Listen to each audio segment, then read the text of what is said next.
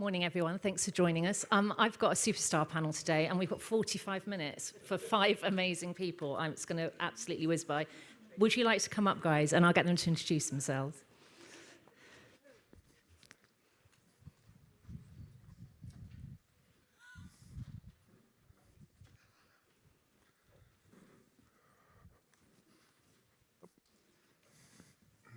You do? We all like Ilya's jackets. Excellent. I'll go down the line. I'll start with you, Ilya. Would you like to introduce yourself? Yes, my name is Krustev. I'm a CEO and partner in a group of companies that are in the data field in general. So we have publisher, risk and compliance, media intelligence, and R&D company.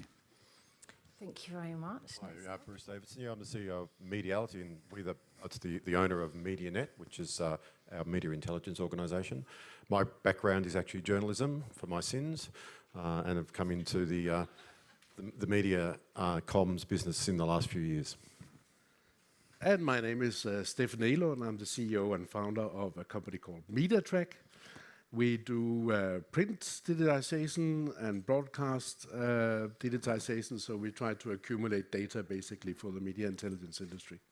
Thank you very much, Steffen. Tim. And I'm Tim Marklein, the founder and CEO of Big Valley Marketing. We work with technology companies to help them grow, win, and lead in their markets.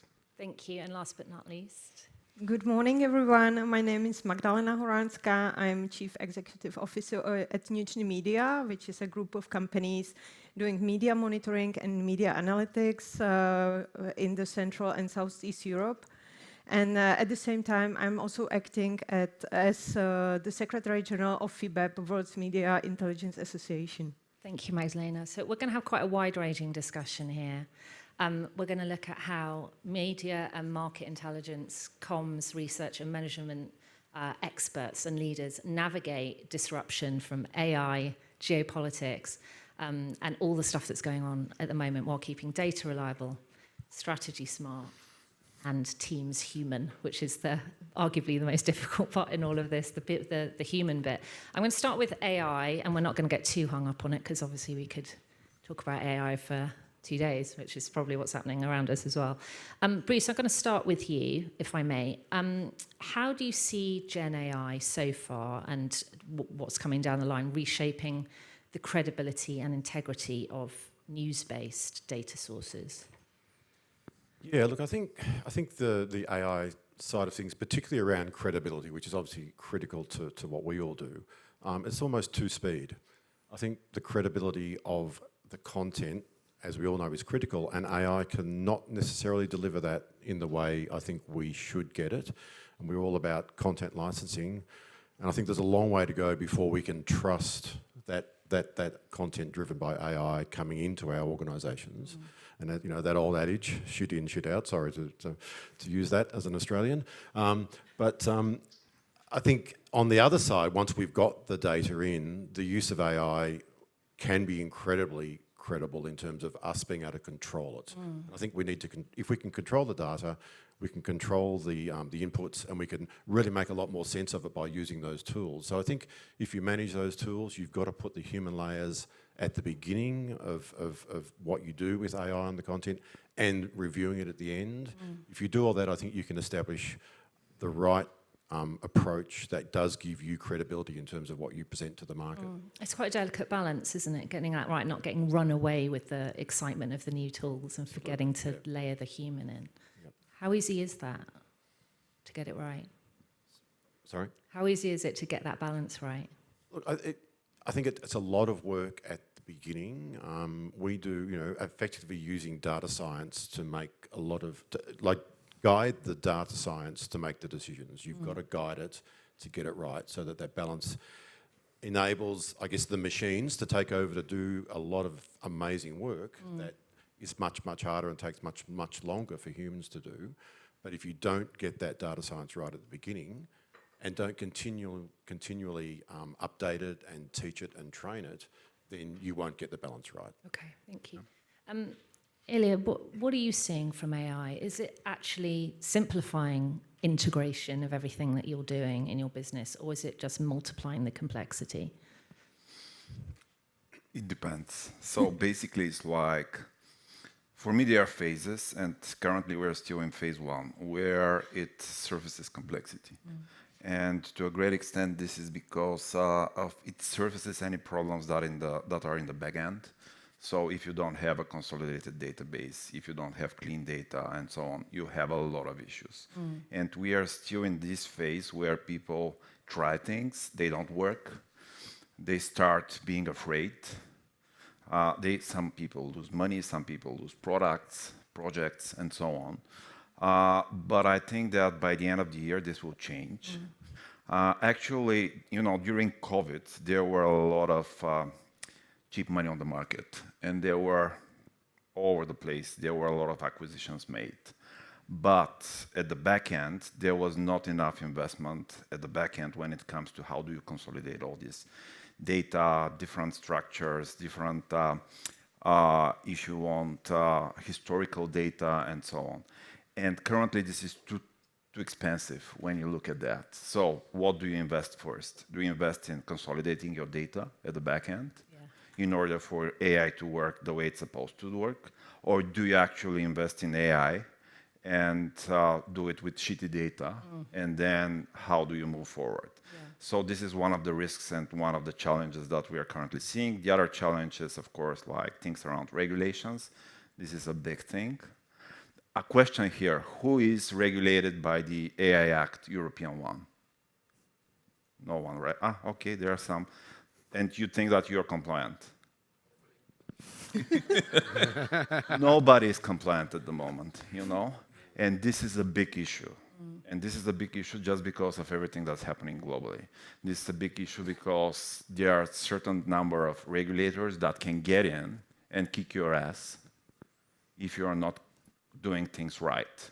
And currently, nobody is doing things right the way that the AI Act is supposed to be implemented, And with everything that's happening in the US, where it's free for all, you can do everything, which is another challenge when it comes to data automation in a more general sense, because then everybody can write everything. You're not regulated. You can do with AI whatever you want. I would guess that it's something similar in China, more centralized. But then these three markets are actually very unbalanced when it comes to both data, media, but AI.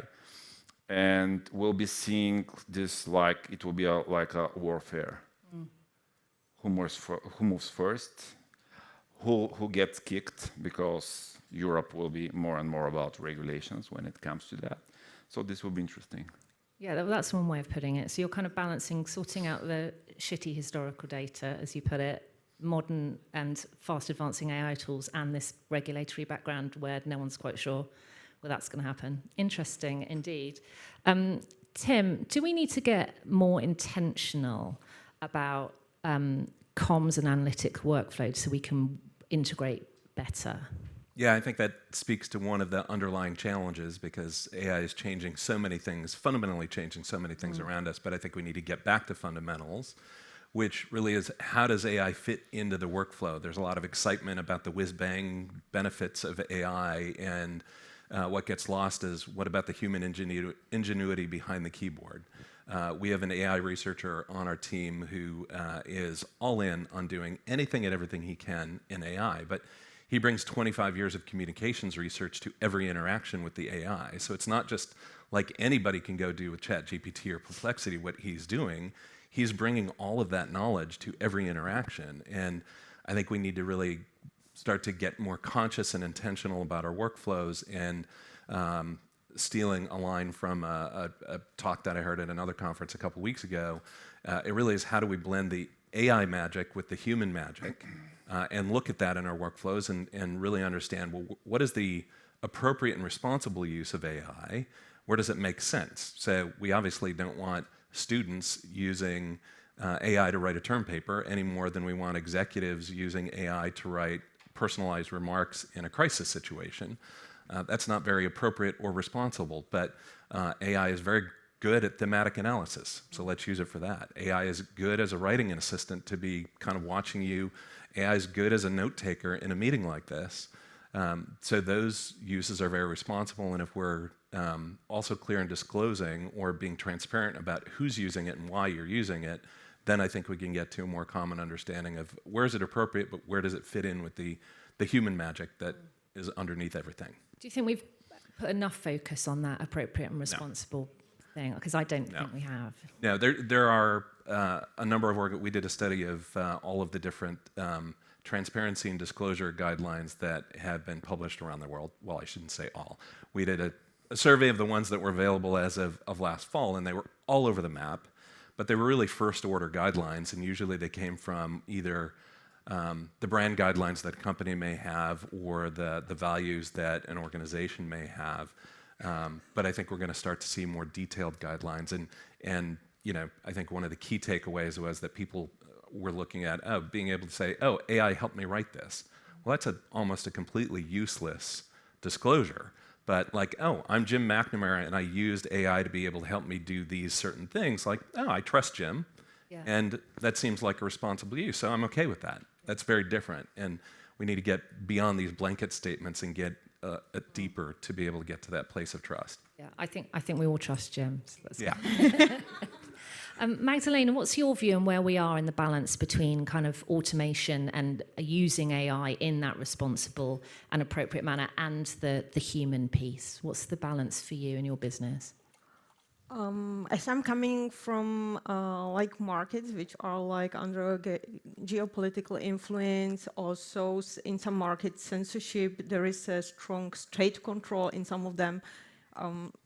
Just to put it in some context, we are operating mainly in the Czech Republic, which is quite, let's say, a good market from this point of view, because according to the Press Freedom Index by Reporters Without Borders, Czech Republic ranked on the 10th place. So we have quite independent media, of course, under a little bit bigger pressure.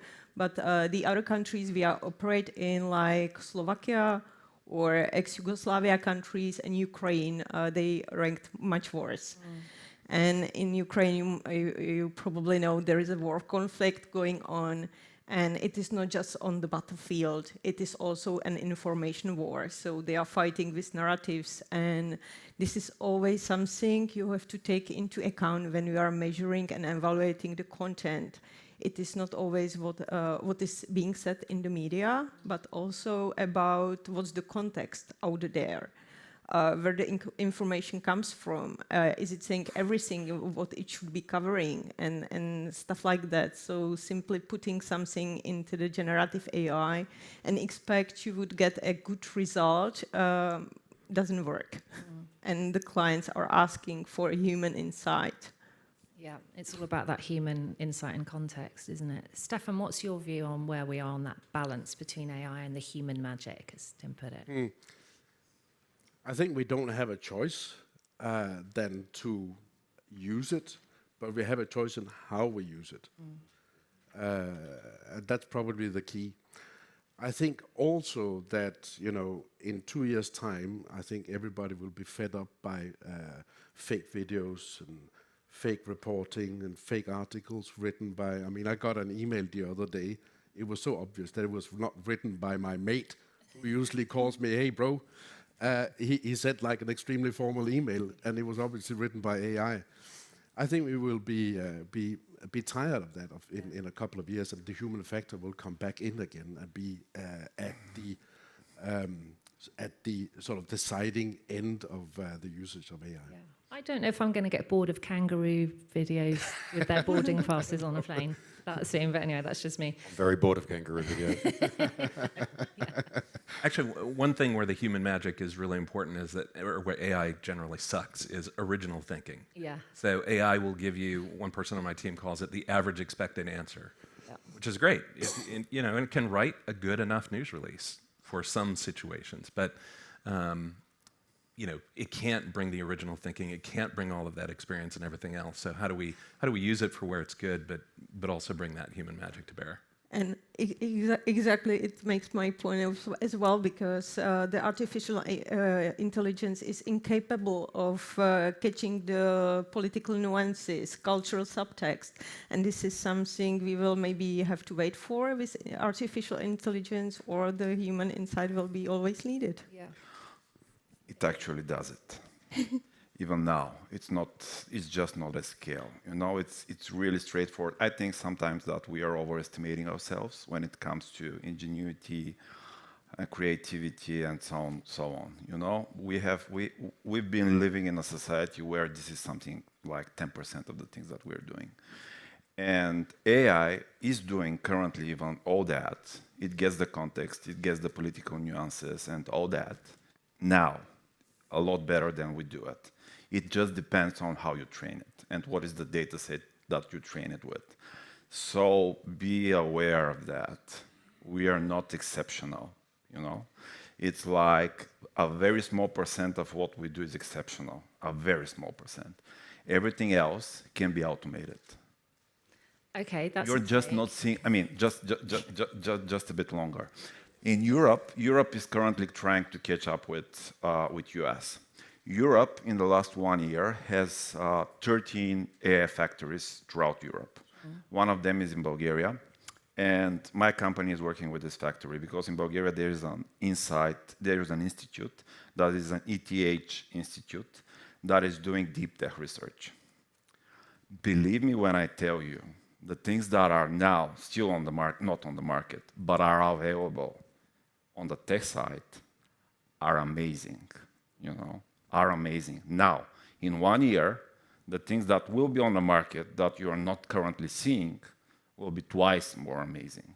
Okay, so if we're not exceptional, where is the human bit going to come in a year down the line when all these amazing tools are on the market? It will be connected mostly with relationship with clients and how we get to the right data. And the geopolitical struggles will actually come as a support for the people doing business, because then it will be about, can you get the data? You know, can you get into the US and make sure that you have the right data set, which all of you don't?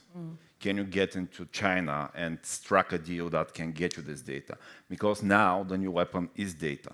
And what is happening is that if you have the right data, you are the best on the market, not only media intelligence, everywhere. When we're talking about biotech research and things of that sort, now less and less countries, institutes, universities are actually willing to share their research, just because once you share it, you're done.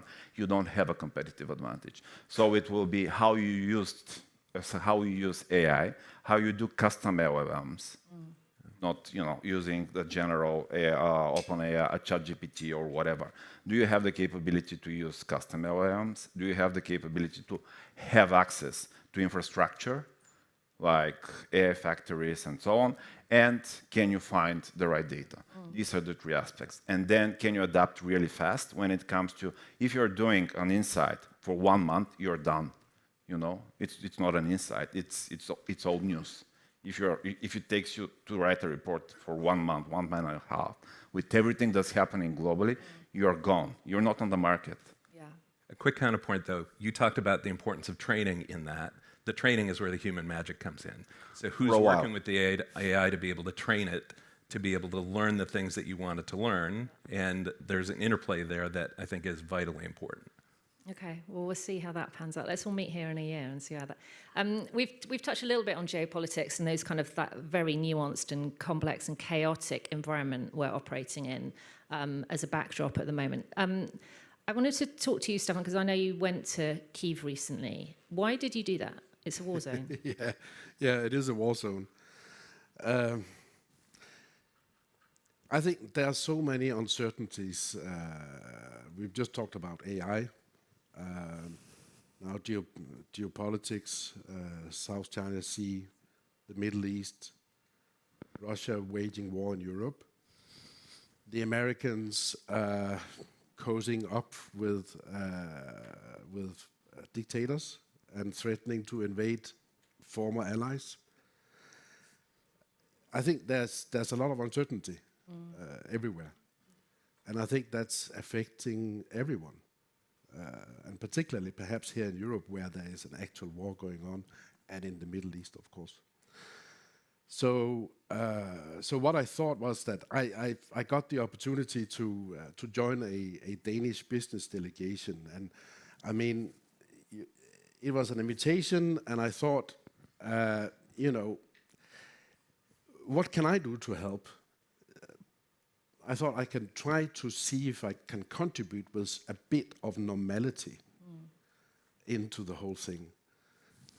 We've seen so many crazy things that we, 5 years ago would not have thought about could ever happen. And today it's become the norm. It's totally normal. So I thought I should try and contribute with a bit of normality. So joining a Danish business delegation, traveling into Kyiv, meeting up with Ukrainian companies, organizations, politicians, doing what business people do, try to do business. I met up also with people from our industry, fantastic people, and had a conversation with them. I will tell you, it was an interesting experience to be there firsthand. The Ukrainians are absolutely fantastic. They're the most resilient people I've ever met. And so a takeaway from me there was, they are sure they are not going to lose that war. And after having been there, I know they are not going to either. And playing a small, tiny part in contributing with a bit of normality, I think is something that we all need to do. So that's why I went. After I came back, I know from my own organization, a lot of our staff, etc., reached out to me. That wasn't why I went, but partners, clients, etc., reached out to me and said, "Well done." I didn't feel it as something that was well done. I think just it's a normal thing to do. And in a couple of weeks, I'll be going back again. I'm not allowed to say when, but I will be going back again. Top Because secret. I spoke to the Danish ambassador in Kyiv, and he told me about, if you all remember, this city outside of Kyiv called Bucha, where the Russians executed quite a lot of civilians at the beginning of the war. And the Danish ambassador had been out in Bucha just the week before that I was there. I also went, by the way, but he went there to meet with a group of what they described themselves as middle-aged, overweight women. And these women, they are driving around in Bucha on pickup trucks and shooting down Russian drones. Amazing. So the Danish ambassador promised them to get them another pickup truck. And he told me this story, and then he looked at me, and then he said it cost about 10,000 euro. So, okay, we'll fix that. So I bought a pickup truck, and I'll be driving it down to Kyiv in a couple of weeks' time. Will you be shooting down drones? I don't know what will happen, but it will definitely be interesting to see these ladies. You can look them up, by the way, in the news. They call themselves the Witches of Bucha. Oh my God, I'm so in with the witches of Bucha. It's not even a subtle difference, isn't it? Being deeply aware of geopolitical context and actually kind of being on the ground. Did you learn quite a lot from that experience? Yeah, absolutely. I learned a lot from it. In Kyiv, life goes on. They don't have a choice. Life have to go on. But when you are sleeping at night and you are being woken up by the siren going off because of a Russian drone and missile attack, you wake up. I spent some hours in the bomb shelter, and the day after I was tired. Imagine, so I did that for 2 days. Imagine doing that for 3 years. It's hard. It's really hard. It's a lot. Magdalena, you've said you've worked with Yeah, we have Ukrainian. an operation in Kiev. Yeah. How do you make sure that you talked a little bit about context earlier? How do you make sure that your kind of data and analytics stay valid in those kind of unstable or kind of unregulated, fast-moving geopolitical environments? It's always very important to have the context behind the data, and especially in these areas which are like war conflict areas or censorship areas. So it all starts first with the source segmentation. So we make a strict distinction between verified and unverified sources. And on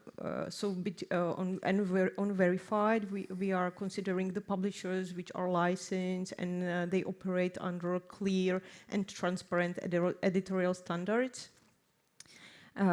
And that ensures some kind of reliability and traceability for us and also for the clients. But on the other hand, in such areas or regions affected by the war, it is not always like the major media coming up with the main messages, like which puts more context. It might be even less formal or unverified sources, or even like citizen-driven channels that deliver much more, let's say, valid messages. So then the people with the local knowledge, with the local expertise, have to validate and evaluate the content in the right context, so the client knows where the information is coming from, if they can put the confidence into this, and see it in a broader picture than just what's communicated inside. If it's like a part of the broader disinformation campaign, or is there any strategic intent behind the messaging? So, and this is why I was saying at the beginning that I don't think at this moment AI is able to do this. Maybe in future it will be. But I don't see this at the moment. You and Ilya are going to have that fight. Well, I have a question for Ilya, because... Go ahead. Yeah. Like every model needs to be trained to be capable of responding in some good way. And I see individual prompting, it's time consuming at the moment, and it is also getting a bit costly. So how do you cope with that?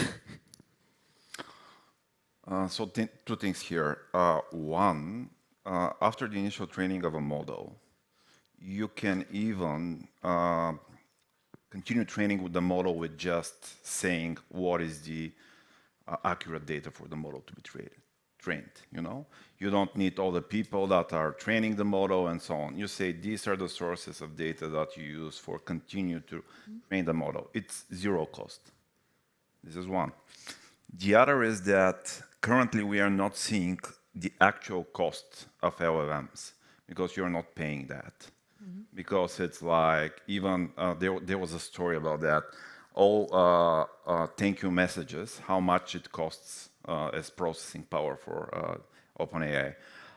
So basically, there will be an issue with everything that we're currently using at the time when this should be commercialized in terms of actually companies that are doing that, making money out of it. So this will be the only moment when there will be a problem on the business side. But when you look at how technology is developing on the hardware side, we'll be through that in 1 or 2 years, you know? It's like energy will be cheaper, chips will be better, faster, and so on. So the only issue that now the economy and the market has when it comes to AI is when to get in.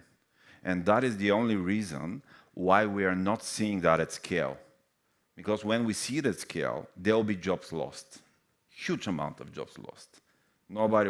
It doesn't matter what, or who tells you what. There will be jobs lost. Companies are not saying that at the moment, and they know it. Just because it will be a big effect on society and on the way we do business. But this is here now. It's just we haven't seen it yet, but it's here now. And the other thing is, and you can relate to that when it comes to what are big companies doing when it comes to data. There was a big acquisition just 2 weeks ago. So Salesforce bought Informatica. Informatica is a company that is dealing with basically data cleaning at scale. I mean, I simplify it a lot, but that's not what they're doing. It's a $8 billion acquisition. It's not flashy, it's nothing, but this is just an example of what these companies that will be actually pushing us in the direction where the whole information and business industry is going, what they're buying and what they're doing. And the other thing is agentic AI. Imagine the moment, and it is here now, again, imagine the moment when you can actually activate these models and you can get into, I'm using a large language model. I'm getting into that data from media intelligence, risk, corporate communications. I'm actually getting in real time the data from Salesforce, from Monday.com, and so on and so forth. I'm integrating the email accounts for the whole company. I'm integrating everything. How do you beat that? Who beats that? It's very scary stuff you're talking about, I think, to a lot of us in the room, Illia. But I think one thing we should remember as media intelligence companies, as media communications experts, we actually can be the shining light in amongst all this chaos. And I think we should not lose sight of that, because our businesses rely on us being that credible source. And we can use that in some ways to our advantage to say that there's all this craziness going around, there's all sorts of misinformation. We're not like that, and I think we need to stick to that principle. I was going to add that, there's plenty of data around. AI is going to help us with the data. AI is going to help us clean the data. AI is going to help us in a lot of ways.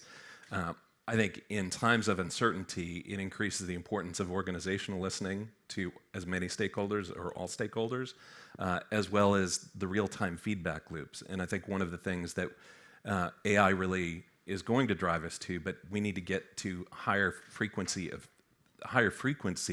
speed in doing the analysis that we do, because like quarterly analysis is insane when you're dealing with all of this uncertainty. You need to be daily, weekly, monthly, and look at the decision cycles that you're trying to implement or influence. Do you think we need like greater alignment, like quicker and more constantly with executives and stakeholders in what we're doing around comms? Yeah, and it can't be, there's been discussion earlier today about reporting or a 97-page report like that. Like, you don't have time for the reporting cycles.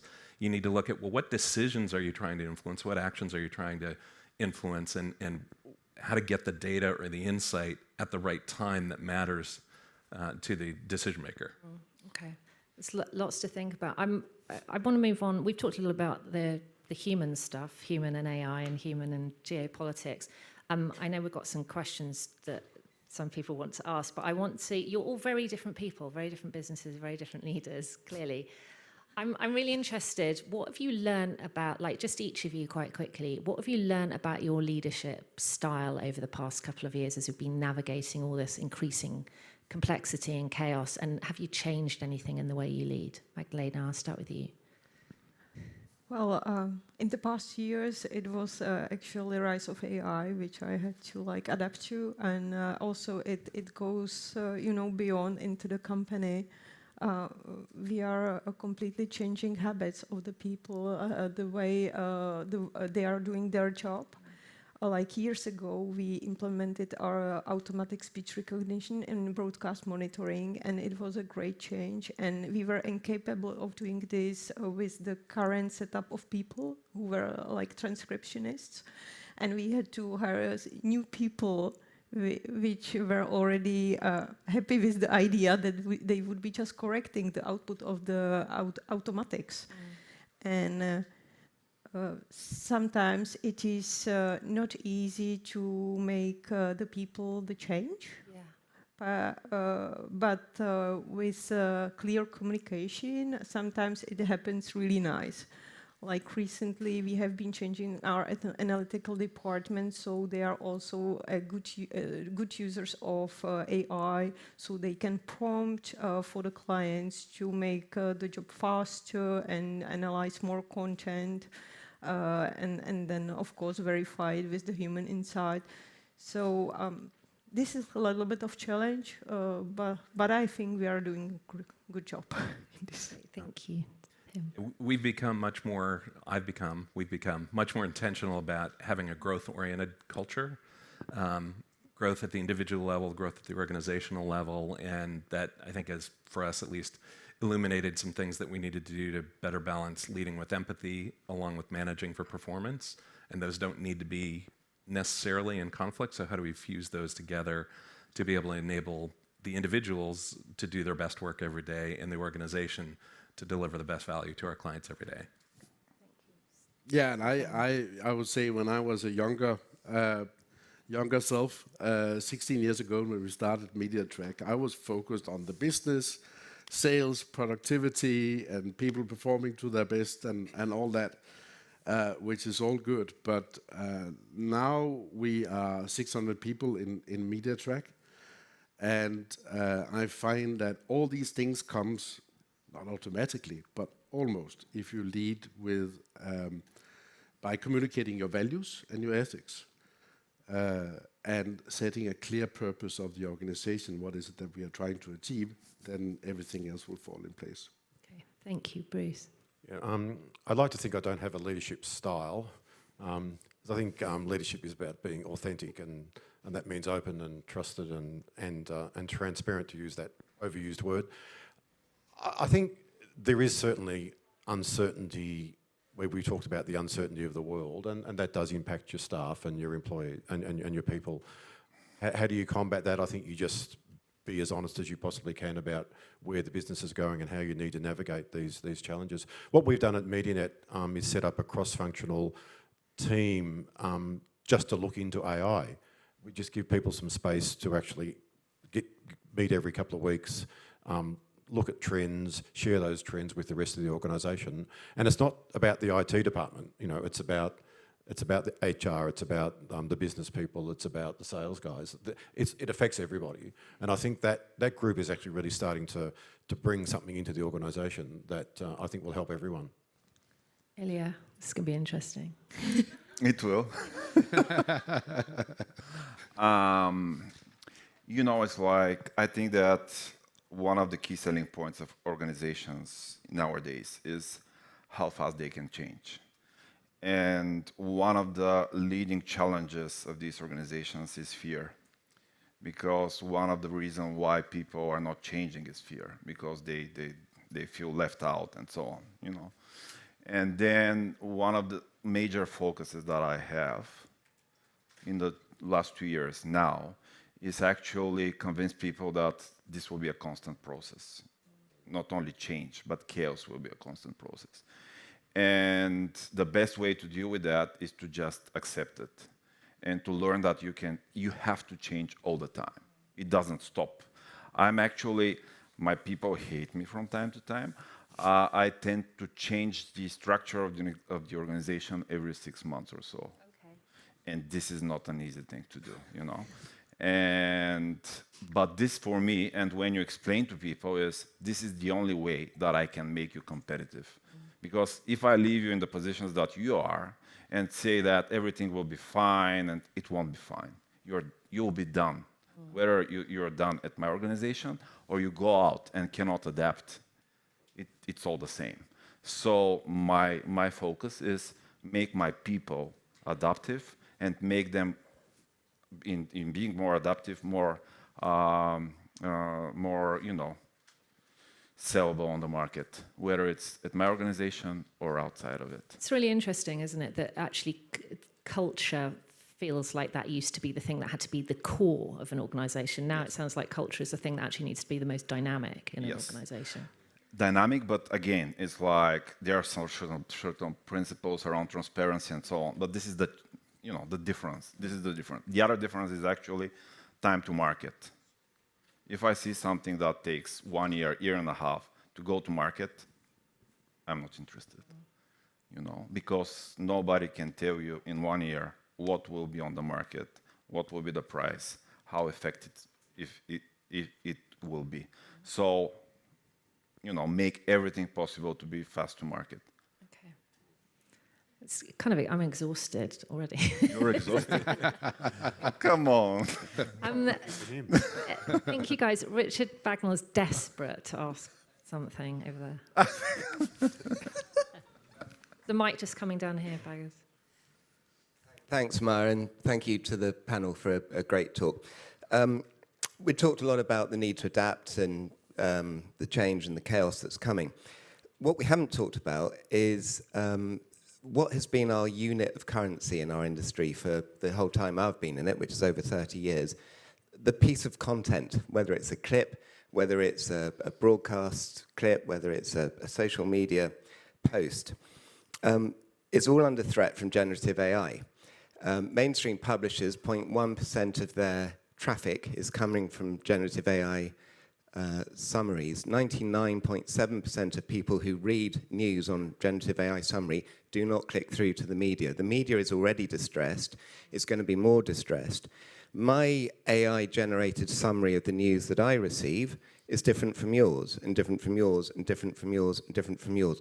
How on earth does this affect our industry, and what are our leaders thinking about that when our unit of currency is no longer there?